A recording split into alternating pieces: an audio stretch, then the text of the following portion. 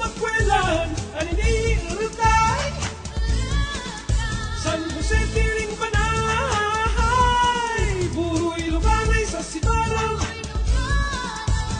Sa libertad panigan, pag sa bilog na Antique, Rigyan ang pinirayan. So hi everyone, I would like to welcome you to the town of Hamtic, Antique. We are now currently on Barangay Malandog, which is considered to be where the first Malay settlement. It has an area of 113.02 square kilometers and it ranks 8th among the smallest towns here in Antique. Hamtic is the oldest recorded town in the history of the province of Antique and believed to be the seat of the first Malay settlement in the Philippines. The Code of Sumakwel chronicled progressive economic activities in this settlement way back in 1208 AD. The name Hamtic evolved from the word hantik, a humming big black ant as handed down by the local folklore. In its earlier days, this settlement by the bank of the Malandog River that later on moved 3 kilometers southward flourished by the able leadership of Dato Sumakwel, a designate of Dato Puti, who was the chieftain of the 10 Bornean Datus who fled from the tyranny of Sultan Makatunaw in Borneo during the Majapahit Empire. Upon their arrival in Panay, they presented themselves to the village chief Marikudo and his wife Maniwantiwan and their subjects. They came in peace and purchased tracts of land to which they established settlements and kingdoms. The 10 Bornean Datos offered precious gifts to the Ati royalty such as the golden salakot, pearl necklaces and other jewelries and treasures in exchange for their new settlements. Marikudo threw a lavish feast to celebrate what had become the Barter of Panay and is celebrated annually in Antique's Binirayan Festival. The part of our history outpost, we're gonna make a historical profile of this town. It is a beautiful and small town. According to the 2010 census, this municipality has 45,983 population. It is also the home of two of the most famous Antiqueño heroes. It is the proud birthplace of the two historical figures of the late General Leandro Puyon and also Emilio Javier. Emilio Belaflor Javier is a notable figure in the province of Antique. Born in Hamtic, he became the governor in 1971 at the age of 27, making him the Philippines' youngest governor at that time. He was an opposition leader during the regime of Ferdinand Marcos, and on February 11, 1986, he was shot in broad daylight by masked gunmen in the capital of San Jose de Buenavista. His death was one of the catalysts for the EDSA People Power Revolution, which took place more than a week later. His death is commemorated throughout Panay Island every February 11, which is now known as Emilio B. Javier Day. Wandering around the town of Hamtic, Antique, we ended up in their town plaza. Situated in the center of the plaza is the statue of General Leandro Locsin Folion, one of Antique's local heroes, which is now commemorated with this shrine.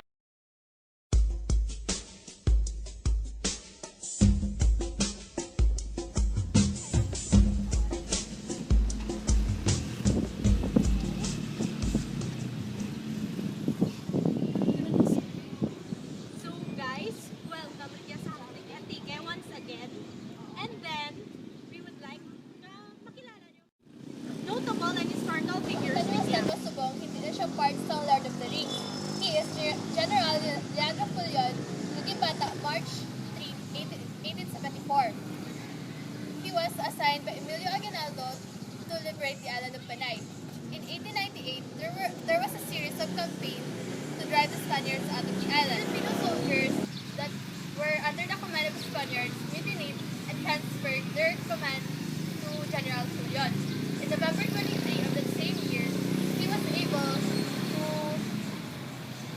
take the capital of San Jose de Buenavista. He then became the governor. But his success was short-lived. After the Spaniards were driven out of the country, the American colonizers replaced them. It was not long when the Americans arrived here in Antique, and then they ousted General Folion as the governor. So, with that, General Leandro Folion shifted to guerrilla warfare. It was only in March 1901 wherein he surrendered his men. He was the last general to surrender. But in April of that year, He was also assigned the governor of this province establishment when the Philippine government concurred.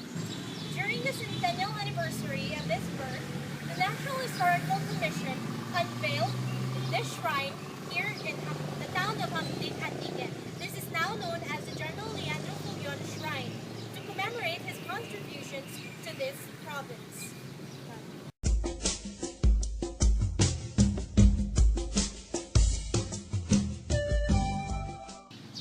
So I am here outside Santa Monica Parish. This church was built during Spanish times. In 1581, the Augustinians set up a mission here in Hamtic, establishing the first parish in Antique. National Historical Institute 1981, Antique Igkabuhi. Itinatag ng mga paring Agustino sa nayon ng Hamtic noong 1581 ang simbahang pamparokya. Ito ay pinagawa sa ilalim ng pagtangkilik ng patronang si Santa Monica. Ito ay naging bisita ng Ibahay Aklan noong 1576 nang ito ay iwan ng mga misyonero. Sa pagsisimula ng ika-17 taon, ito ay muling naging parokya at naging bisita nito ang Bugasong. Pagkaraan, ito ay naging himpilan para sa ebangelisasyon. Buhat sa mga bahagi ng Iloilo at Capiz ang Antique ay naging lalawigang pampolitika militar noong 1770. Unang kabisera nito ang Hamtic. Noong 1802, ito ay inilipat sa San Jose de Buenavista. When the Spaniards came in the 17th century, they made the oldest sakop, which is Hamtic, a province, and named it Antique, meaning old. And they designated the original settlement 3 kilometers south of Balandog River as its capital town, naming it Hamtic. In 1762, the seat of the province was transferred to Bugasong, a progressing Spanish settlement then. In 1802, it was moved to San Jose de Buenavista, relegating Hamtic as a mere arrabal.